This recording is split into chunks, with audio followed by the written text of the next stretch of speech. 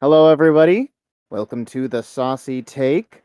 I am your host, Isaiah, and these are my co hosts, James Howdy. and Dan. So, So, today we are going to be doing a review of M3GAN, or as the normal people call it, Megan. This movie released on January 6th of this year. It was released by Blumhouse, and it stars Amy Donald and Jenna Davis as the titular Megan, Allison Williams as the robotics engineer Gemma, Violet McGraw as her daughter Katie, spelled Cady, which was really confusing to read for the first time, and Ronnie Chang as her boss David. Now, I believe we've all have seen this movie, correct? Yep. A little thing before we get into our general thoughts on the movie. I thought I'd just say how this movie has been doing financially. As of recording, the movie has made $57 million at the box office against a budget of $12 million. So it's already made a profit, which is pretty cool to see. as of recording, that is just 1 week's worth of financials. So, Wonderful. Yeah. I wonder how much they spent on marketing. It probably was double, maybe like 20 million, maybe something like that. Whenever I look into like profitability of a movie, they say usually take the budget of the movie and double it for marketing. It's not Yeah. always the same, but it's a good general thing because they hardly ever reveal their marketing. Yeah, it could be even more. I mean, it's like it's a lot. I mean, that's why it's so few and far between to self-distribute your movie. It just costs so much money. Yeah. Yeah, I guess but before we cool. get into our general thoughts, then to kind of segue off what you were talking about, something interesting with this movie is the first trailer dropped, and there's a scene in the trailer of the Megan doll dancing, and that like blew up on TikTok and was like a huge like marketing success for the movie, and actually affected the movie in some ways, which I'll talk about. But I think they got their money's worth with the marketing of this movie because it really took off. Whatever they did put into it. And cool fact, I believe Allison Williams said they almost cut that scene from the first trailer, but Warner Brothers or Blumhouse wanted to keep it in, and it was a good choice. So I think we'll start off with our spoiler-free general thoughts. So, what did you guys think of the movie overall? Yeah, so I thought it was really a great movie, a fun way to spend 2 hours. It certainly feels like more and more the female Chucky. For sure, right? And whoever came up with the concept, great idea.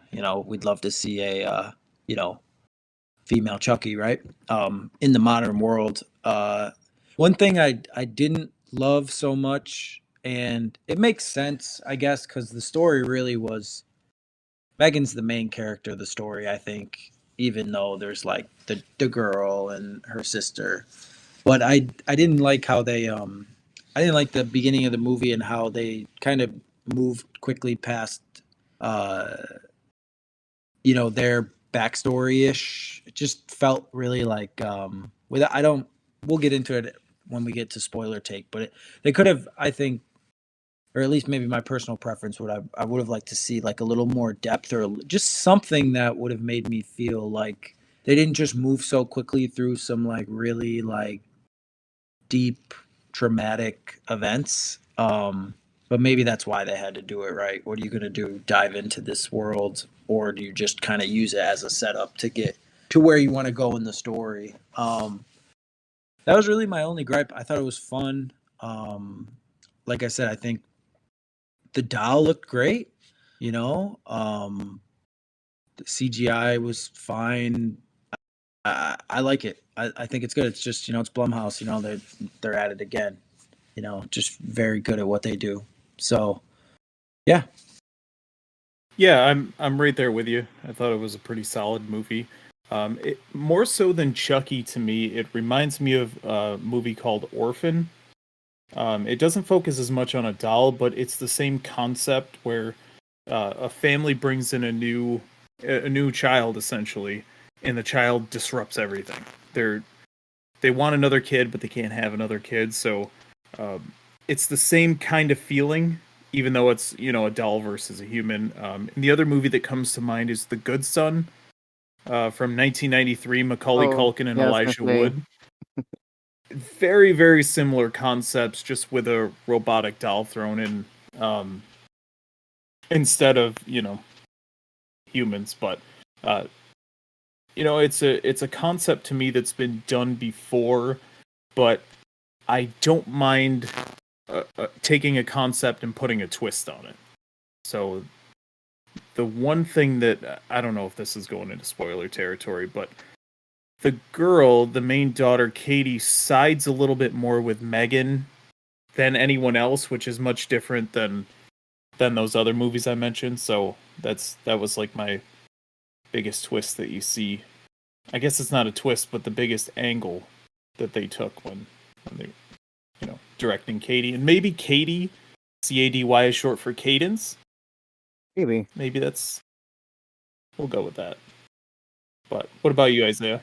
Yeah, like what you're saying, like with the whole, like that little twist they did on her character, I have a lot to actually talk about that once we get into spoilers. But I'd say for my general thoughts, actually, it was funny because I was thinking of this while James was talking, but it might seem like a Chucky and or Annabelle ripoff, but I thought it was actually far from it. Which once again, we'll get into later exactly why, but I felt like the message of the movie was at its core and is why it works so well. Whereas some of those other movies focus on some other things, I'm to be honest, usually when it comes to like movies and the themes and messaging, sometimes I have to kind of like pick that up from other people after the fact. But I was getting it throughout this movie, and I felt like, you know, this what this movie is trying to tell is at the forefront. Um, Another thing I noticed about this movie is it definitely seems like an R-rated movie cut down to a PG-13. Not just due to some of the violence, but a lot of ADR was actually noticeable to me in the movie, where their lips would say something, but then it kind of felt off from what somebody else was saying. Or, you know, like they'd cut to a shot of somebody's back while they're saying something and their voice is coming from a different thing. It seems like from some of the industry talk that Universal wanted it to appeal to the teen market, especially after the first trailer went viral. Um, and another thing I heard is that James wanted some of the characters to live in the final cut, so their deaths were removed. There's talk of an unrated version. I hope we get that because I feel like that would elevate the movie slightly more for me. But overall, I still did enjoy it. Another thought I had is going into the movie from the trailer. I thought that it was gonna be very silly. Like the movie overall was just gonna be really campy and silly throughout. And I was actually really surprised because the movie's way more serious than it seems from that. And that and the theme really sell it and make it work in my opinion. Uh and just as a general look at it, the movie's about the human connection and the dangers of using technology as a crutch. Um and for those who are curious, they do say it in the movie. But what Megan does mean is Model 3 generative androids. They use the A and the N from Android. But, you know, I always see acronyms that make names, and it's just funny how they come up with stuff like that. So that was fun. So from this point on, we are just going to dive into the plot of the movie, going over the different I say acts, but it might not be the acts per se of how the movie itself is split up, but there's like a progression throughout the movie that I thought kind of split into three parts nicely. So we're gonna get into spoilers here, and for the first part of the movie, uh, of course, there's the introduction to our human characters that we can get into. But my first question, kind of, or the first thing that I wanted to talk about is what did you think of the introduction of Megan herself and how she came about? A good question. One thing I did like was like the entrance into the toy factory. Like I thought that sequence was shot really nicely. It looked like a fun place to be leading up to when we first are introduced to Megan. Um, I thought it was just interesting how she was like hung. You know what I mean? And maybe that's how they do it, and maybe that's like accurate to how you would like create something like this. But she was kind of like hung up, like she was arms were kind of like wired up to the ceiling, and her legs were kind of wired up to the floor, and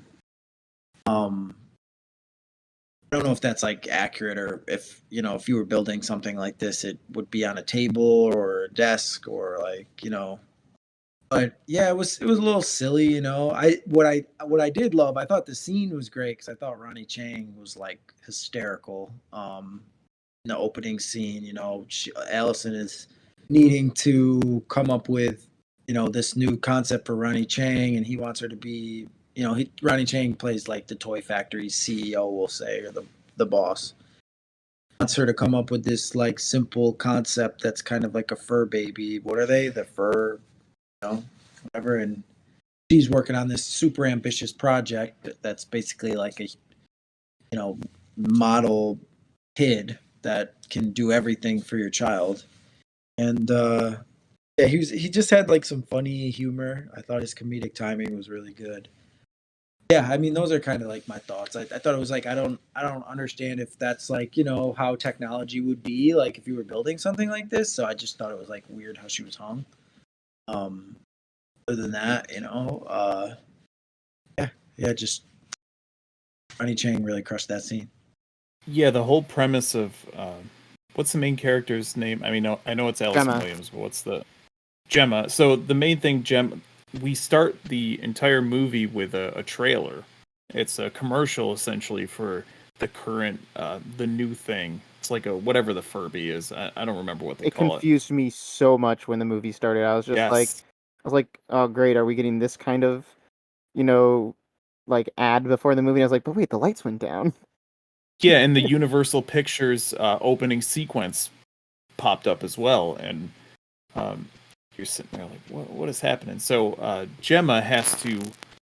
She's, as James said, she's on this super ambitious project, which is M3GAN, but the boss comes in, and a competitor has just come in who has undercut their price. So they never say exactly what the prices are, but let's say it's half the price. Yeah. So instead of working on this ambitious AI project, he wants Gemma to come up to create an answer to that to the new company who undercut their price. So I just thought that was really interesting because it seems like maybe the companies who are at the technological forefront shouldn't necessarily worry about that other company coming in with a cheaper product.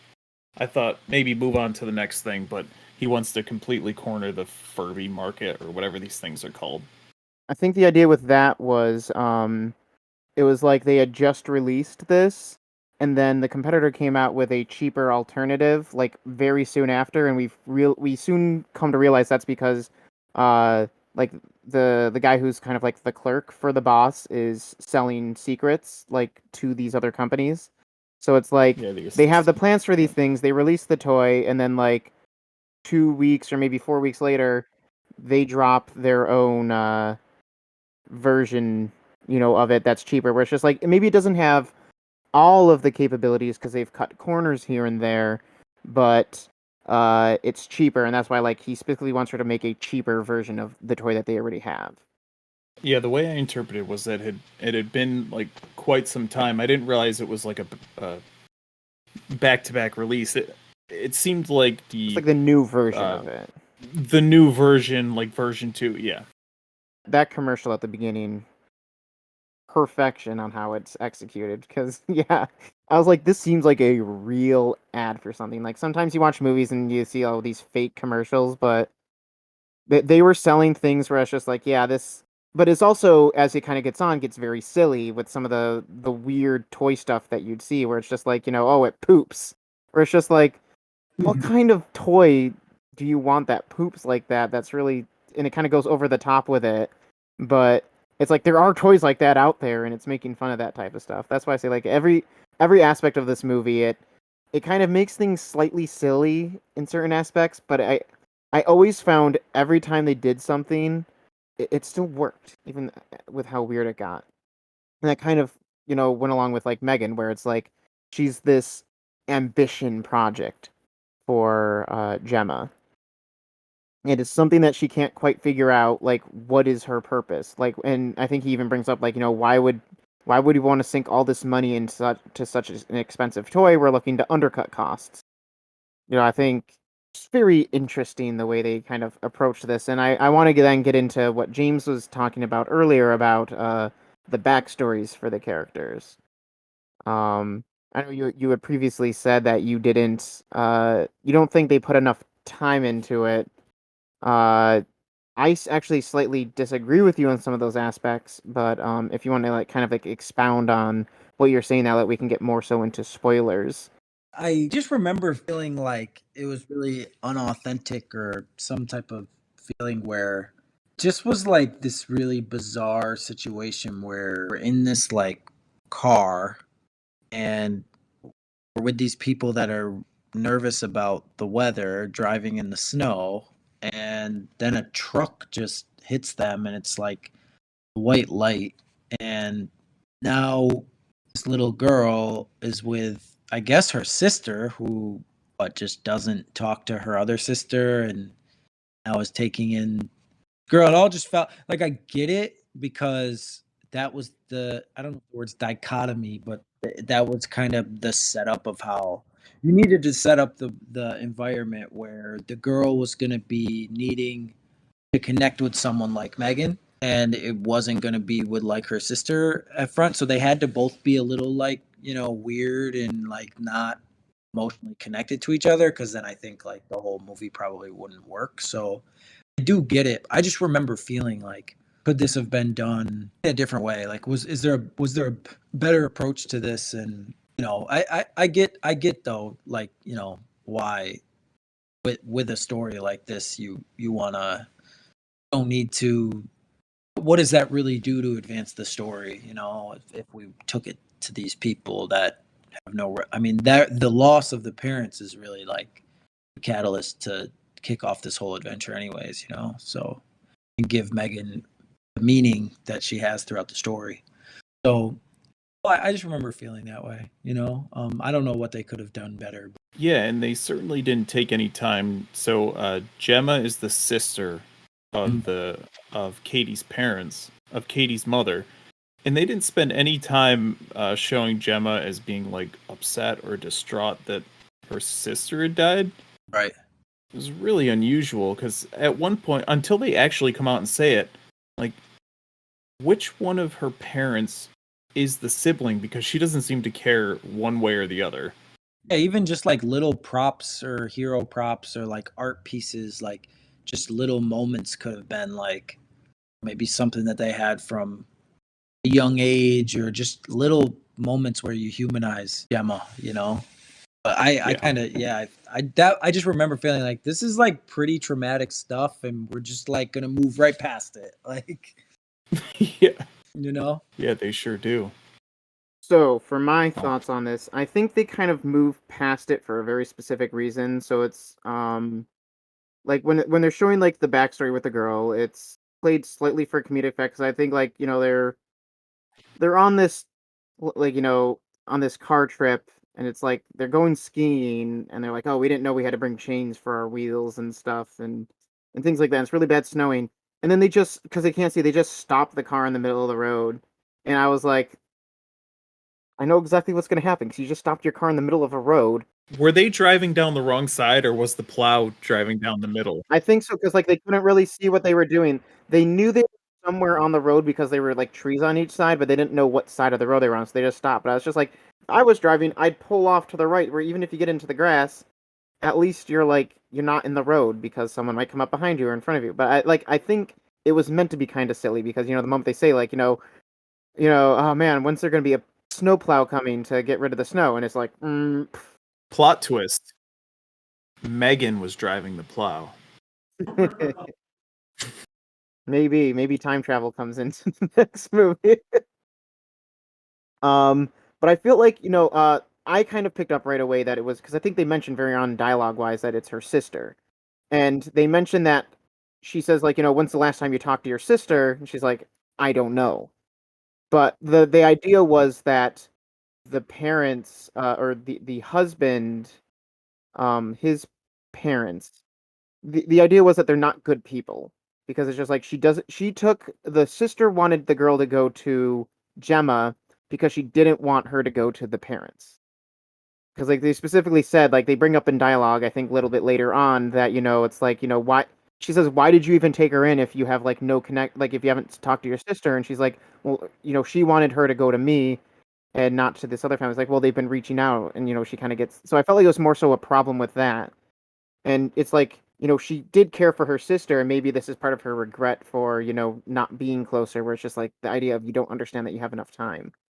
And I think that idea of she wasn't close to her at all, and she's trying to force this connection just because she wants to do what her sister wanted her to do, is what kind of leads to the detachment. And that kind of ties very nicely into one of the things that I wanted to talk about when it does come to the actual introduction of Megan as a character into the story and her connection with Katie. Because essentially what happens is she's talking, they're doing this discussion where they're not connecting at all, and they go into this room, they see this toy, like this old experiment that she had worked on, this the robot Bruce, and I was like, it's either going to come in at the end of the movie to either help or hurt them. I know that's something that they're setting up for later, and it actually does have a great payoff later on. But she's just like, I want a toy that lasts forever, and that's where she gets like her spark of idea of like how I'm going to market Megan. It's the idea of the last toy you'll ever have to buy, and it's also something that can. She saw it as a solution to her problem, where it's like, I don't know how to be a mother. I don't know how to raise this kid. Why don't I make something that can do that? And they kind of get into a little bit later then this idea of attachment theory, whereas she's detached with the kid. Typically, what you want to do in that situation, especially when you have a child, is you want your kid to kind of like imprint onto you or attach itself to you. And according to Wikipedia, I wrote this down. Attachment theory is a psychological, evolutionary, and ethological theory concerning relationships between humans. The most important tenet is that young children need to develop a relationship with at least one primary caregiver for normal social and emotional development. The theory was formulated by psychiatrist and psychoanalyst John Bowlby. Now, I thought that was a very interesting part there about primary caregiver for normal social and emotional development. That's the whole purpose of attachment theory. So I guess my next kind of topic that I wanted to discuss is what did you see as the issue with attachment theory in this movie, and did you think that it went both ways between Katie and Megan? Well, I think definitely. I mean, they certainly set it up where Megan was going to be able to control children. And that's when it starts to get a little, dark and twisted, which I think anyone with a brain who's lived on this planet for the last 10 years and heard anything about AI and the fear, the pros and the cons could see it coming that, this was not going to be a good idea to create a doll that has these abilities to help. Yeah, I think it's it kind of makes Gemma, like, she's super passionate about her work and trying to innovate. I don't know, I wonder how AI, people that work in this type of field would feel, creating these things, and do they feel like, do they not see the risk? Could something like this actually happen with an AI type of technology or robot? But I mean, it certainly felt real and was set up really well. The relationship between Katie and Megan, and how Megan became. It's funny. It's like the AI had attachment theory, was programmed to basically have attachment theory, right, to the kid, and then in that, it reflected in the kid having, an attachment to Megan. Yeah, and it's kind of something I mentioned earlier when we were just doing a non-spoiler preview, was that Katie sympathizes with Megan because they do mention at one point in the movie, so I think it's Allison Williams' character who, Gemma, she's going through all the things that Megan is doing for her. It's kind of like the little montage when Katie keeps forgetting to put the seat up and things like that. She says, she threw out some statistic where most of the things that parents do is repeat what they always say, and Megan kind of filled that role. So similar to a parent who, is attached to a child, the child becomes attached to the parent. So if Megan's filling all the parental roles, then, there's your attachment theory right there. Essentially, Megan is the mother that Katie lost in that accident. So, and to your point earlier, James, where do the scientists think that any of the stuff that can happen? Certainly not in this movie, because they don't have any sort of worst case scenario, like EMP gun or some kind of defibrillator, just in case. They certainly have never seen Terminator 2. I'll give them that. That actually kind of ties into something I'm keeping for the end of our discussion. But I think it's really interesting that you say, like, oh, they don't have some, like, they didn't seem to come up with these questions for the for like thinking long term and whatnot. And I feel like part of that is because her boss is being like, this needs to come out quick, and so they make sure that it needs to happen now. And so it's like, throw caution to the wind, put all our chips in one basket, type of thing. But for me, with the attachment theory, I thought it was really interesting when I did read that definition. Kind of changed some of my thoughts and whatnot. But I didn't think really that, well, if their intent was to show that Megan is attaching to, like, having attachment theory with Katie, I didn't think it came across at all, because Katie was never really shown to be teaching Megan anything. I'm not sure if that was supposed to be their intent or not, but I didn't really see it there at all. It was just kind of like a one-way street. And I felt like it actually tied more in so with Megan and Gemma, which really becomes apparent at the end of the movie.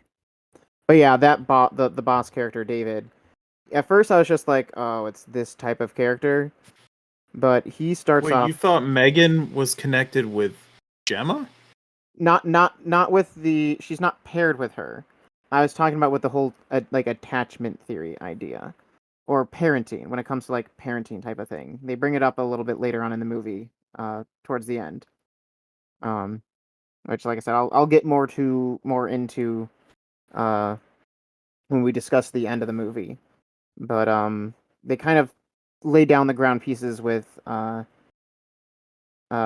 Katie and Megan, and it makes, like, when I'm thinking back to the movie, where it's just like, okay, they were setting this stuff up for later in the movie that has to do with, like, Megan's growth. Because, kind of actually a good segue into the second part, it's what I call the corruption of Megan's ethics.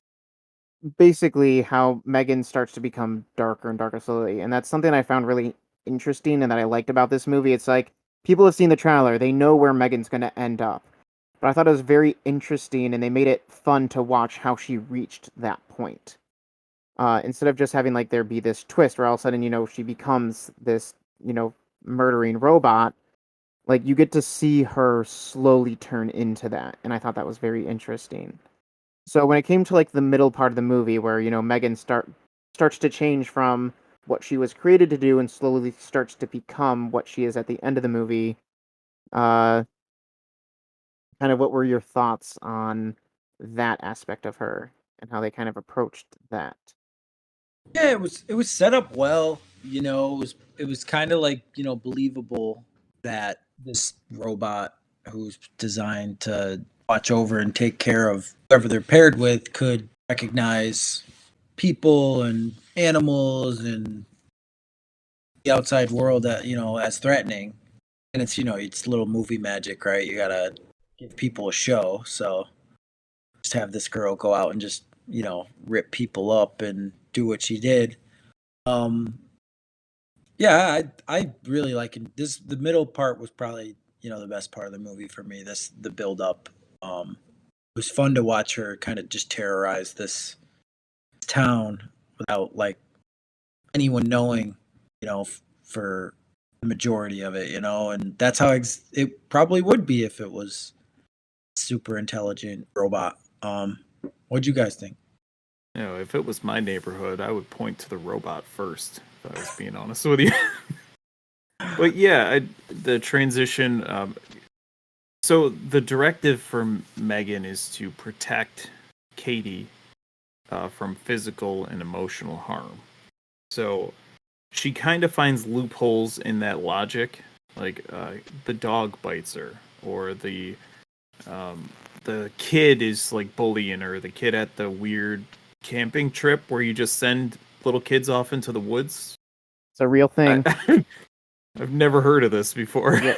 They send you off into the woods in pairs, and a kid you've never met before. So they have, it's actually, as somebody who does a lot of internet stuff and watches a lot of people talk about Dr. Phil, it's what he refers to as the ranch, where it's just like they'll send you away from technology and stuff so that way you can experience the open air and stuff. And so that was the whole idea of is, she has her go to this camp where she can meet and experience things with other people, and it's out in the outdoors, away from technology essentially and whatnot. Yeah, that's all well and good, but to send two kids off into the woods by themselves, especially kids who've never met each other, is a bit strange, especially in the 2020s. It's a bit silly. If this was 1974, then I could totally believe it. But yeah, I don't know. The transition period was pretty entertaining, but even though you could see it coming, just kind of seeing where it was going or how they were going to get there was pretty interesting. Yeah, kind of what you're saying, like with finding loopholes. I thought that was what was the most fun about her character, and kind of gets into what I like is whereas I don't really see the attachment theory with Megan. It's like she is learning, and they say the whole thing is she's supposed to adapt to best help the person, and it's just like for her, she doesn't have anybody telling her what's right and wrong. Essentially, it's just this is what she needs to do. So when the dog bites Katie, I'll say my nephew got bit by a dog at my aunt's house. And your robot killed it? Yeah. No. Yeah. Okay, that makes sense. He is terrified of dogs now because so this dog it had gone blind basically in like I think completely in one eye, mostly in the other. It was old. It wasn't aggressive or anything, but it just it wasn't a healthy dog. And this kid, he was like 3 or 4, super hyperactive. The dog bit him, and I was just like, I can see how like emotionally distressing that could be. So for Megan, it's just like this dog is very aggressive and a problem. So, and I can see that nobody's doing anything about it. What's the best way to, make sure that she stays safe all the time?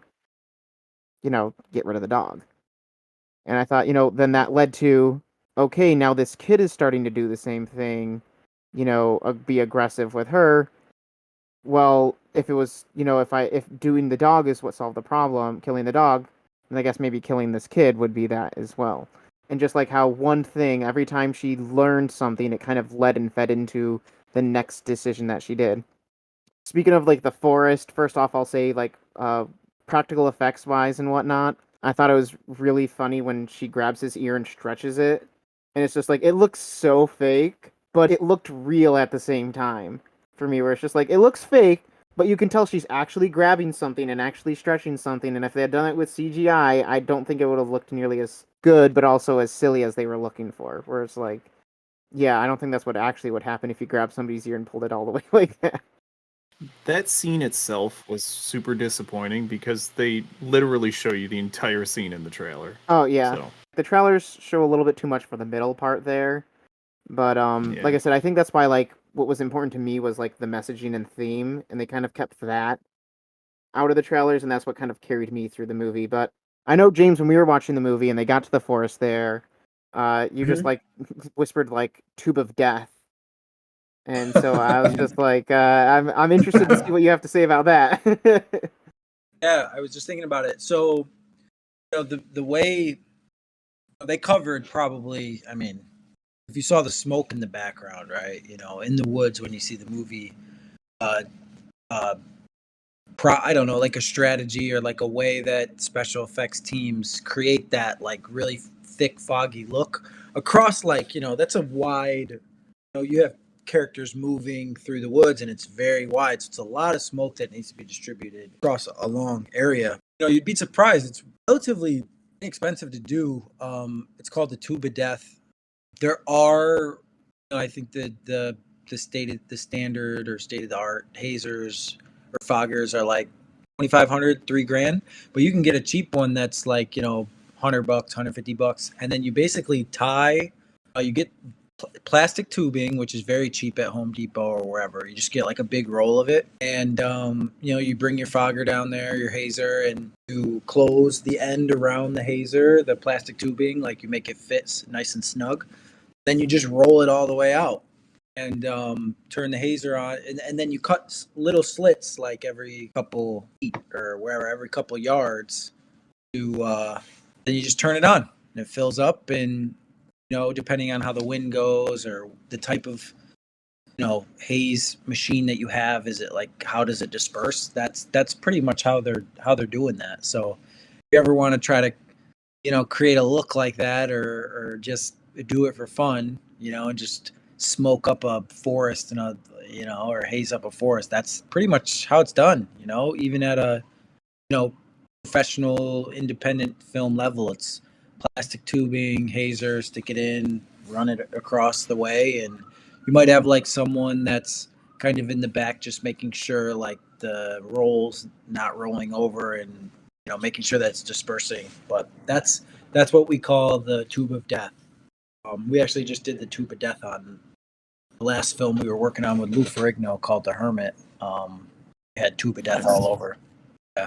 Is that typically something that they'll continuously run throughout the shoot, or is that something like you want to get a good base of smoke and then they'll turn it off until it dissipates and then restart? Or good question. We ran it a lot, and it comes down to like a DP and directors, like what they want to, at least on smaller independents. I don't know about like bigger budget films, but because if you run it for long periods of time, it burns a lot of the fluid, obviously, which ends up costing you like $100 a thing or whatever. So you could just leave, and it's also dependent on the hazer itself that you have. Like some of these machines can have the setting for it to disperse just the certain amount of smoke that you want or haze that you want, or I get confused like foggers and hazers, but the certain amount of like what you want it to look. But then there's other ones that don't have any settings that just blast out a lot, and then that might be where you have to like start or stop. But if you get the ones that are more industry standard, you'll see like they're designed to just disperse the right amount. So we left it running a lot on the movie we just did. Yeah, I'd say it comes down to the machine itself, and then director and DP preference for sure. Awesome. Yeah. Tube of Death. Yeah, I remember I was like, the Tube of Death. Yeah, I was just like, what are you talking about? The forest. So that was filmed. Where did they film that? Where did I say that? That was filmed in New Zealand. Yes. I thought the forests looked great. I mean, they were like very rich and story-esque. So yeah, the house and I think the woods were filmed. A lot of it was filmed in New Zealand, I think.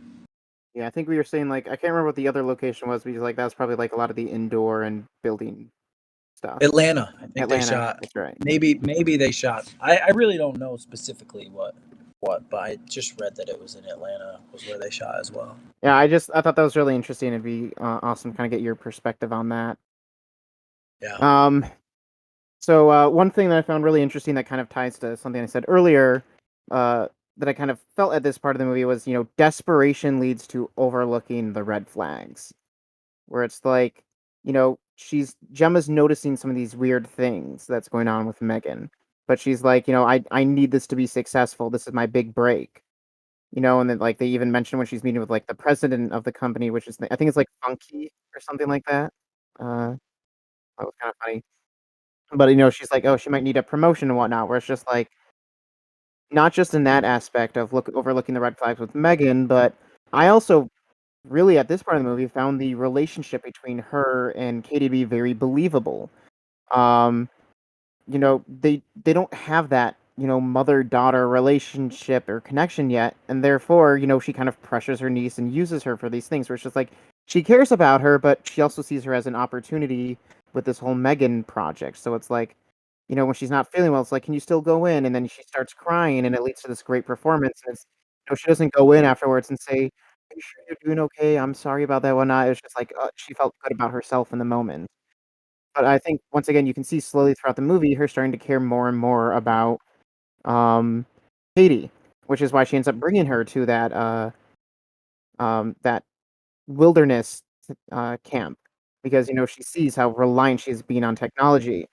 And something they kind of like mention, I think a little bit earlier in the movie as well as like screen time. She's like, when they're driving in the car, it's like, she's only allotted 30 minutes on, her device at a time. And like, that's what they do with my uh, nephew is, like I bought a new Switch. And so for my old one, I gave it to my nephew because he really likes Sonic games and like Smash Brothers and whatnot. And they have like really cool with the parental controls on that is, like you can like assign time where it's just like you can only play the game for this many minutes in this day. And like when she gets to Gemma's house, she's like, "Oh, what's my screen time?" And she goes, "There is none." Where it's just like this dependence on technology for children is, this really active thing. And I think you were saying earlier, like, oh, how this, this doesn't really seem believable that, like, people would allow their kids to do and stuff, like this with, this kind of technology with Megan. But it's just like they kind of already do, where like this Right. reliance on technology, and that's where I kind of thought of it earlier, but this is where it became really clear that the message of this movie is about the over-reliance of children growing up with machines, and not even so much that, but that adults are starting to supplement teaching their own children with just machines and whatnot. Yeah. And it's hard to develop social skills when you're only interacting with games and technology. If you make a toy that's impossible to let go of, how do you expect your child to ever learn to grow up and let go of things?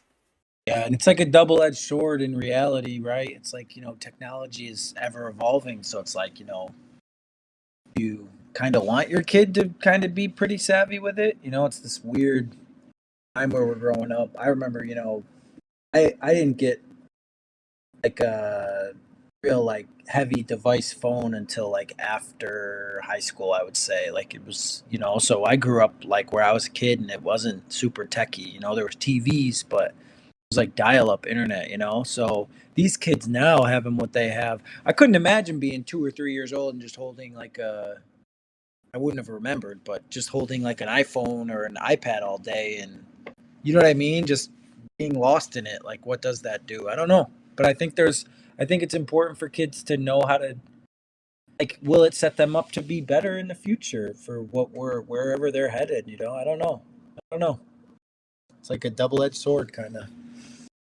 Just some funny parts from this movie that I just remember very well is when they pull up to the camp there, and like the lady there saying like, "Oh, hi. Oh, is it for your two daughters?" She's like, "Oh no, that's just a toy." And then when Megan starts to be like, acting like Megan, her face in the background, she's just like just very silly, and I remember just finding it very funny. Just hilarious. The AI learning from like imagination and fantasy and the dark thoughts of kids, that's people often say, kids can be really evil sometimes. And when the AI is kind of like feeding off of that, or when Megan is kind of like that for Katie, you notice how Katie starts to get violent and bad because she's learning from Megan, who's kind of having these dark thoughts and whatnot. And Megan's creating these incorrect correlations as she's learning, just as a child can without direction. Um, and I thought before we get into the final part here, we should discuss Megan herself. Now that she's been more prominent in the movie.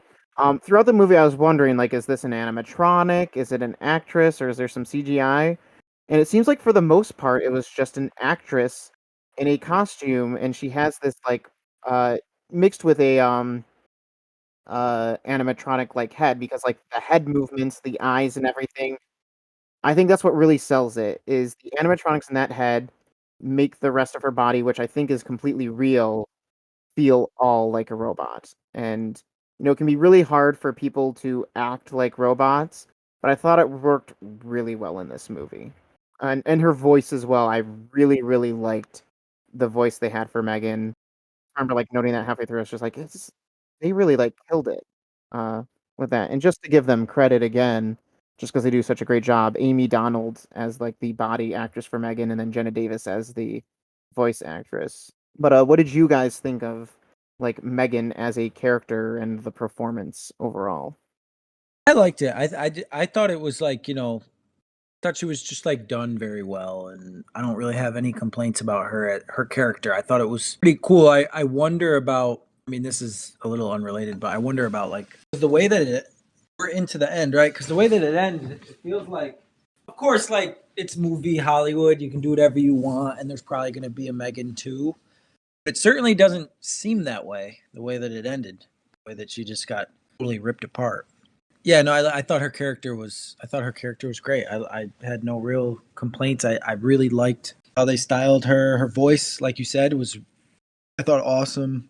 Then yeah, there was. I'd like to watch it again just to kind of like be like, okay, where's the CGI? Where's the real acting? What part is robotic? And I think you're right. I think most of it was just talent.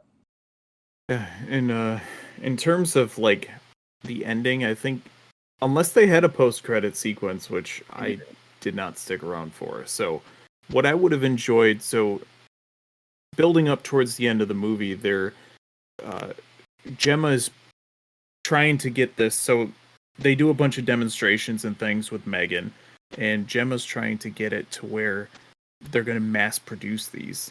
And seemingly, they're on the brink of mass production before the final scene goes down. So I would have enjoyed like a post-credit scene where maybe they just show the factory and all along the walls, all the dolls boxed up, ready to be, sent out to the community. So, oh my gosh! And then that way you have a right, and that way you have a setup for a potential sequel, even if this movie doesn't make money, which it already has. Yeah. But that way you have a setup for possibly some sort of Megan 2, War of the Doll. Yeah. Judgment Day. Oh wait, that's Judgment Day. Yeah, Judgment Day. Megan 2, Judgment Day. And I would like to point to the movie Brightburn. They had an end sequence that set up a potential sequel or sequels, and which never happened, but the same kind of scenario.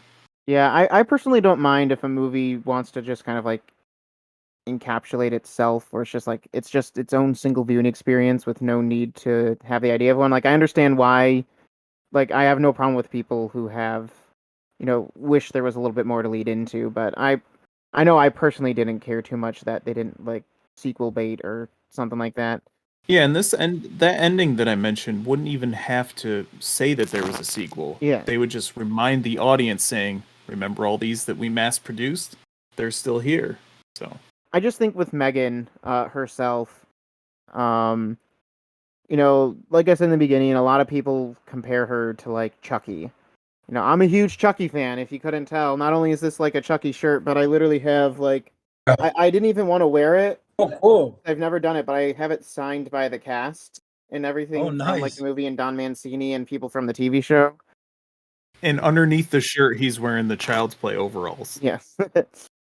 But I thought, unlike Chucky, who is like... Chucky is an evil person inside the body of a doll. And he's just evil because he's bad. He's very fun. I said, I love the Chucky series. Brad Dourif is amazing, and I think that's one of the reasons why the Child's Play remake didn't work. And I'd actually say Megan's more similar to that. But like Megan is kind of like the Child's Play remake, but executed well. I also, it's not like Annabelle, because Annabelle's like, a curse. Whereas Megan is like an actual person who is learning and growing and has been corrupted. She's learned all the wrong things, or, made these correlations that have led to all the wrong ideas that kind of has created who she is. Whereas you could see it's more of like a tragedy if viewed in a different light. And that kind of gets into the final, my final ideas with her. Megan is like a child, who has grown up without any proper parenting, you could say. And that's when I was talking earlier about Gemma and kind of her connection. Gemma, you could say, was her parent. Um, the core programming is to protect the girl. It's still there in the heart of it, but the method has twisted as there was no proper guidance. She was never taught how to properly perform that core directive of protecting Katie. So I was kind of wondering, what did you guys think of, where Megan ends up as a character, where she's now this full-blown killer doll, where, it wasn't like she was, killed the dog to protect Katie or killed, the boy because she had hurt Katie, but now she just murders, the boss and his assistant in the building for no reason, really. She didn't need to, it wasn't part of her directive, but she just does it. Where it's just like that corruption is kind of come full way. And when in regards to Megan being this child who never learned to properly grow up, kind of like an allegory of what might happen to Katie if she didn't have the proper parenting or parental figure with her growing up. What would your guys' thoughts be on that? Yeah, it's an interesting point. It kind of really, just goes back to, it's Hollywood, right? It's like, it was awesome to watch that scene of her dancing in the hallway and just slaughtering Ronnie Chang and anyone in her path to get back to Katie. It's almost like, did she get to a point where, like, it was like so much overload for her to get out of there that anyone in her path to Katie was going to be, a threat. But then, like, at the end, she goes after Katie too. So it's really not based in any logic, really, which is how you would expect these AI bots to act. It just kind of, it almost feels like it just became like, a movie about like a little girl on a killing spree, and less so about this technology. Unless there's the argument that whatever the machine learning aspect of the robot is what set her off down this path of destruction, and it could be grounded in science. It certainly just felt like she was out just slaughtering at the end, I wasn't sure Ronnie Chang was going to get chopped, but he did. Yeah, I don't think the CSI on that crime scene's gonna hold up too well. He was stabbed in the back in front of the guy who she's trying to pin the murder on.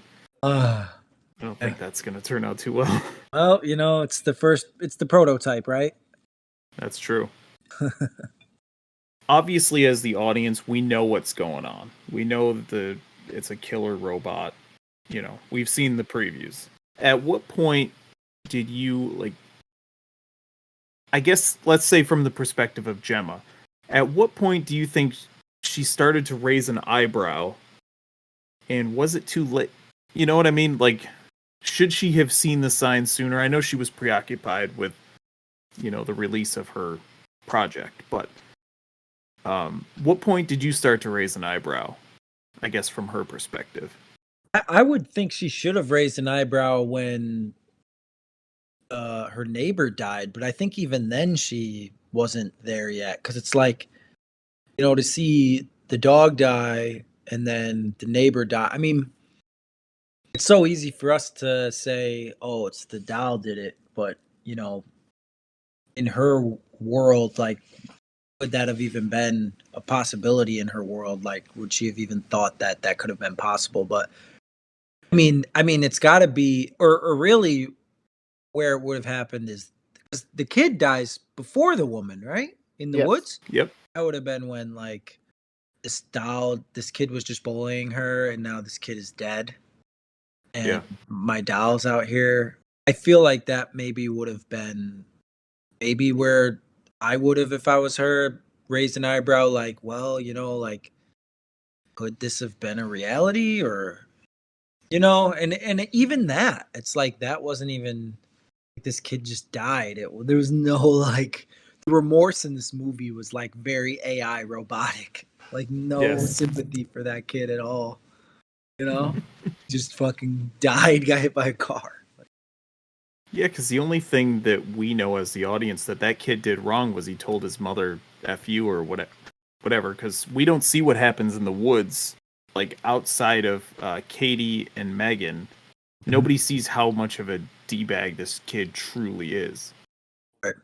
To answer your question, Dan, I actually kind of briefly touched on it earlier, but I think even with the dog dying, that's when her eyebrow first raised, where that's like where she first began to question it. But like I said earlier, desperation leads to ignoring the red flags. But when did she ever know that the dog died? She just knew the dog was missing.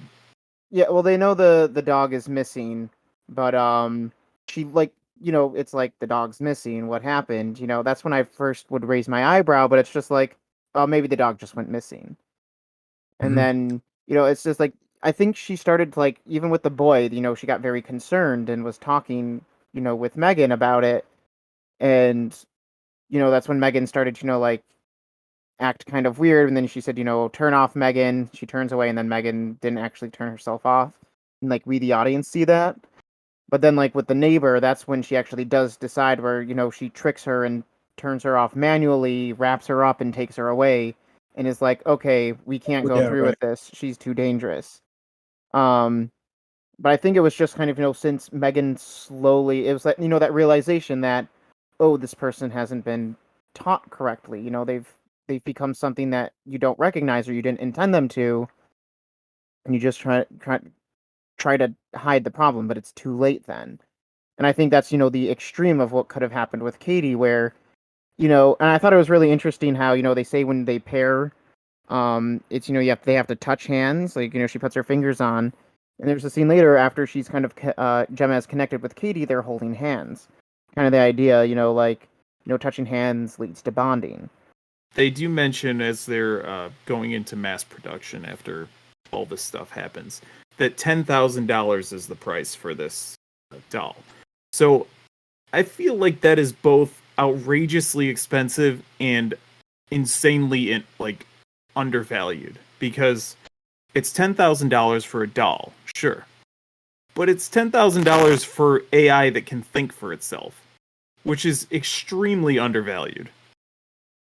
Like, imagine everybody having that technology. $10,000 is a steal, especially if the thing is going to be replacing childcare, because that's probably most of the reason you're buying it is as a parent. I mean, as a child, you want it because it's, the new thing, it's the doll and all that, but you could probably leave your kid home with this Megan doll and, it's going to babysit your kid instead of having to send it to daycare. So just to kind of let people know, since we might have been talking a little bit over there. So, after she causes that kid to die by getting him to fall off in front of even then I wouldn't say like Megan necessarily tried to kill him. She just kind of forces him off the cliff.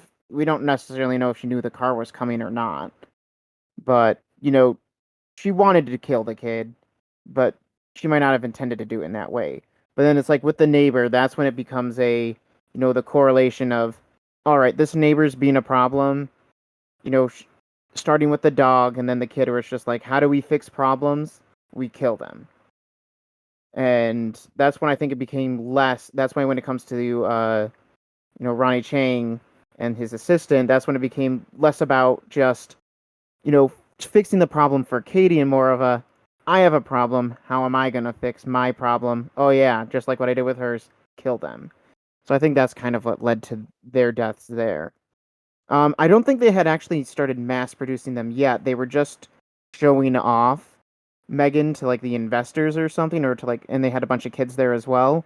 I don't think they actually had made any more yet. They were just going to show it off, get the the green light essentially to make more, because because essentially Megan was a trade secret. Nobody could actually know what she was, and then after this date, Gemma could say what Megan is to the public because she's been publicly revealed. So I think the idea is, because what I got for the sequel baiting in this movie that wasn't up front was there aren't more Megans made as of this moment, but the plans to make one were sent to a different company. So we may see another Megan Oh, there you in the go. future that comes from a different company. There you That's go, what dude. my thought was. Yeah, that's great. Great. A sequel has already been greenlit. They are working on a second movie as we speak.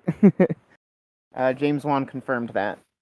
Yeah, that's oh my God, that's where it was. I forgot all about that. I'm like, it doesn't matter if this Megan goes down because Megan could exist and be 1,000, 10,000. You know what I mean? So Megan can easily come back to life. Yeah, they made that whole point of the whole him selling company secrets. It's like, what's the that plot point?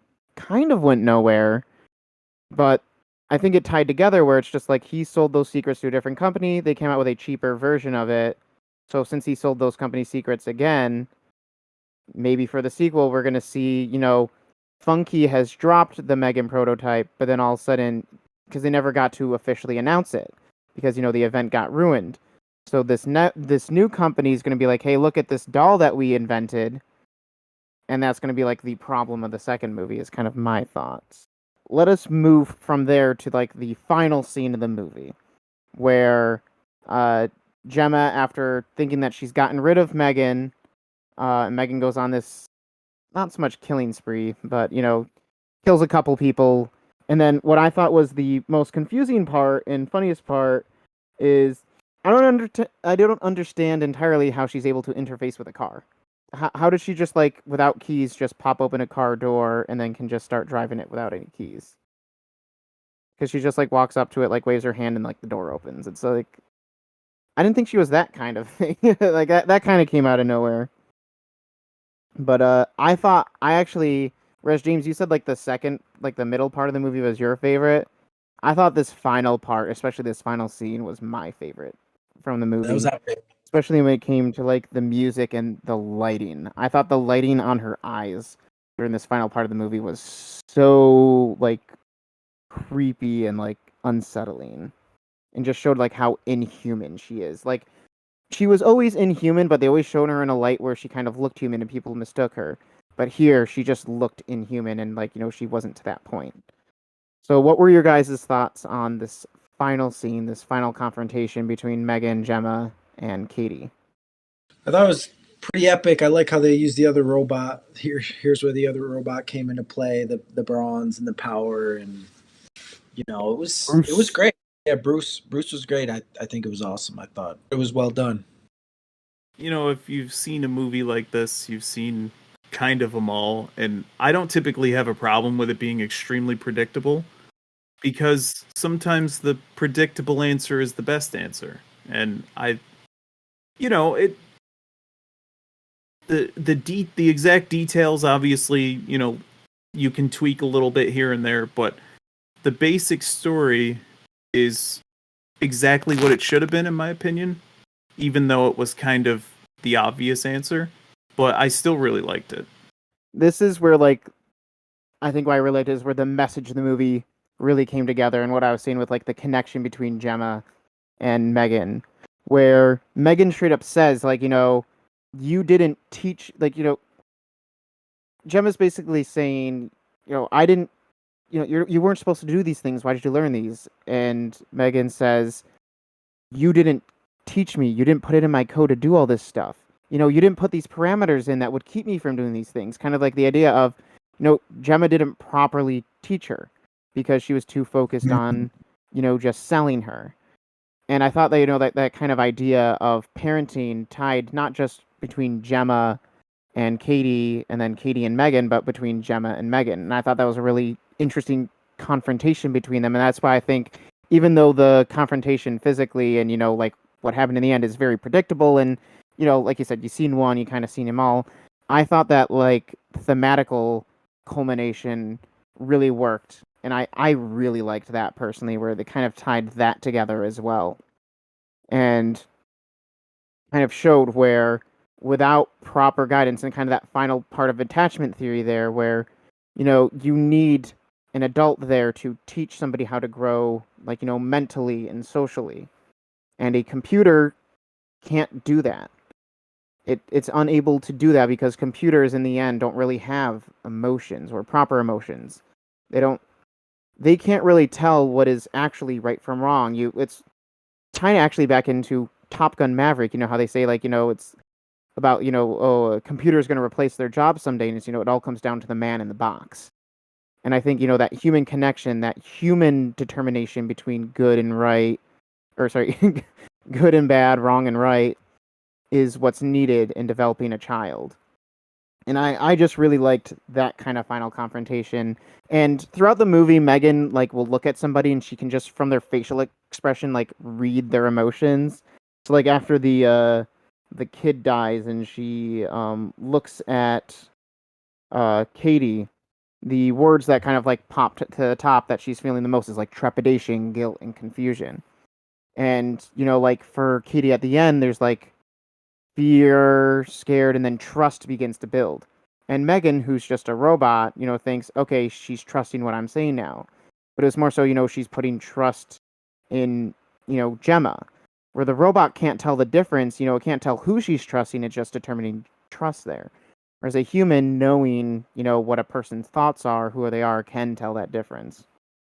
And I don't know, I think that's why I really, really liked the end. I say my only nitpick was after Megan gets like the chainsaw across her face and like her hair ripped off, I thought she looked way less terrifying actually then. I thought she was more terrifying just as her full on doll form. I think I remember mentioning that to you, James, where I was just like, yeah, she doesn't look nearly as scary anymore here. Yeah. But yeah, the human connection between Gemma and Katie won out over the artificial one between Katie and Megan. Yeah, no, I'm just wondering what you guys think Megan 2 looks like. I think they might do, a Chucky 2 type thing. What do you think the guy who worked for Oh wait, he died though, right? The guy who took the files. Mm-hmm. But so maybe the files end up this other person and they're creating a new Megan, and is Allison in it again? Is Megan 2 or is it a whole new world with just a different Megan? Yeah, kind of like I said in the beginning, with just, they have all these units ready to be shipped and, the whole process was shut down and somebody gets their hands on it. Yeah. Maybe Ronnie Cheng's second in command instead of the CEO, the director of operations wants to, who he was on vacation or something during this week, so he doesn't really know anything about it. But or with the when he drop boxes the files, the fake assistant who's really the mole in the company. Maybe he sends the files to another company who already has it in production, and they don't really care. They're like, "Oh, this is one robot. That's never gonna happen again." That arrogance. So it'll be our robot this time. Yeah, that's what I'm thinking. Is it's gonna come down to those files because that way, like that's the only thing that kind of left, off to the sideline where it's just like, oh yeah, he's the person selling these secrets. What did that amount to in the end?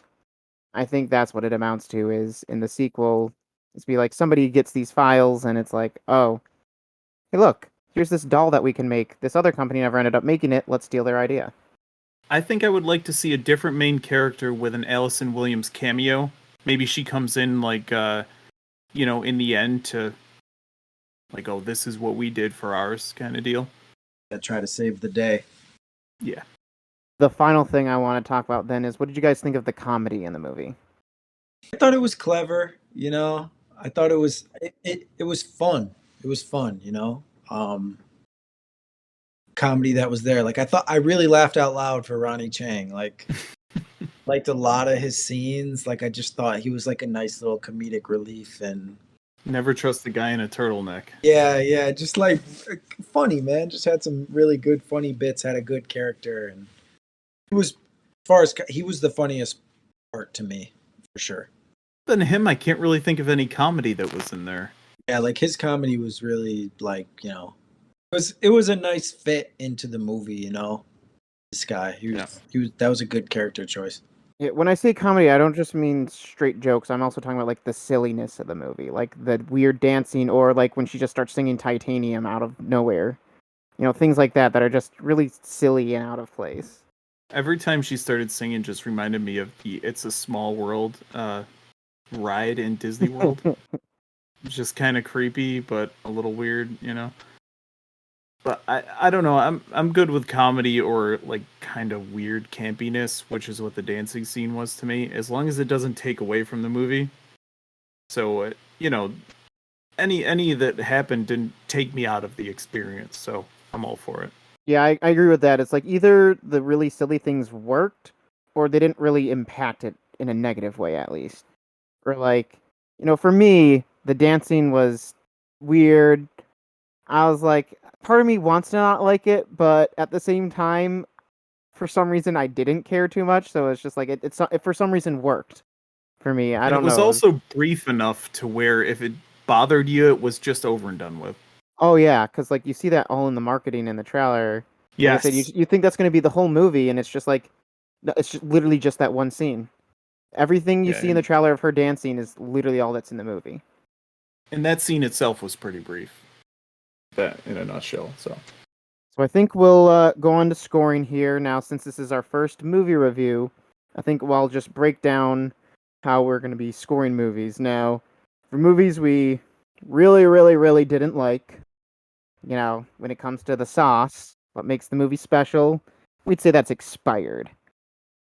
For something that's not terrible, but it's below average. It's just bland. It's some bland sauce there. For that, that movie that's enjoyable, but you have problems with, somewhere in the middle on, that's your store bought sauce. For something that you think is good, enjoy, it might even be pretty good. Uh, that's like you're on a night out and you get some of that restaurant food. You get high some quality that stuff. high quality sauce. Yeah. But then, every once in a while, you get to go over to grandma's house and you get that grandma's secret recipe sauce where it's just like there's nothing like that. You never know what that special ingredient is. She's never going to share it with you. But you have something looking forward to. That's the top there. So I think we'll start with James. What kind of sauce does this movie have I for think you? I think I would go to the grocery store, buy some sauce, come home, cook it up, throw this movie on at the house, check it out, and yeah, it'd be some good sauce from the store for sure. I wouldn't be going and getting like ragu, but Yeah. it definitely would be. I'm going to the store. I'm gonna cook up my own sauce here. Get the couple few dollar sauce and watch this one at home. Close. It's close to a night out, but I think I'm pretty even on it. It's like a high store bought. Yeah, like a high store Yeah. bought somewhere around Maybe there you for me. took some store bought and put a little extra something Yeah, in maybe I there. bought some like oregano Yeah. fresh and some cheese and myself a good night. Yeah, I'm right there with you. Store bought. This is a comfort food style horror movie for me. So it was extremely predictable in my opinion. Like, I mean, before seeing it, I probably could have told you start to finish kind of how it was going to go, with the exception of the very end. But that's never a bad thing to me. Sometimes the most predictable outcome is the best, and this movie didn't try and go like outside the box on like some sort of galaxy brained ending. No, we got the ending that the story dictated, and I appreciated it. So store bought for me. I'd say when I left the theater, like immediately, I was kind of about the same level as you guys. But the more I thought about it and I was taking notes and reviewing stuff and thinking about the movie, I started to appreciate the theming and messaging of it more. I especially like I have a family member who's this like directly impacts that I'm constantly seeing it in, and I just really enjoyed that message as it does show how parents have become reliant on technology as part of the thing that helps their children grow up. And I think the idea is it can be a dangerous thing, but they don't necessarily show that it's always going to be one. Because there are certain things that do help. Megan is helpful at first. It's just when you take it too far, or there's no supervision at all, that it starts to become a problem. And I guess since I connected that more, it raised it just enough where it's just like, I really want to stay at home and use some store-bought sauce, but, I'm feeling like I'll do a night out. Nothing too expensive, nothing too fancy. Kind of a low night out is kind of what I'd give it, personally. Nice. I like the scoring system a lot. So that was our review, our in-depth look at M3GAN. Let us know if you guys have seen it. What were your thoughts on the movie? Did you agree with us, disagree with us? Did you think it was, great? I will say, I went into this movie thinking it's January. We're going to get another January horror movie that's really bad. When I watched the trailer, I thought this looks really silly and dumb. But I came out of it quite surprised. Please check us out for our next one. Like if you like the video. Share with your friends. We're just happy to talk about subscribe. Stuff. Ring the bell for notifications. So what I do typically with things, I don't need to be the first one to see something, but when I'm on YouTube and I click a notification, then you can click your little drop down and say watch later. That way you have a reminder. So sometimes if I don't get the notifications, I'll just completely forget about a video. So definitely click that one. Or if you're listening on Spotify, add it to your playlist, all that fun stuff. We're looking to get it out. But yeah.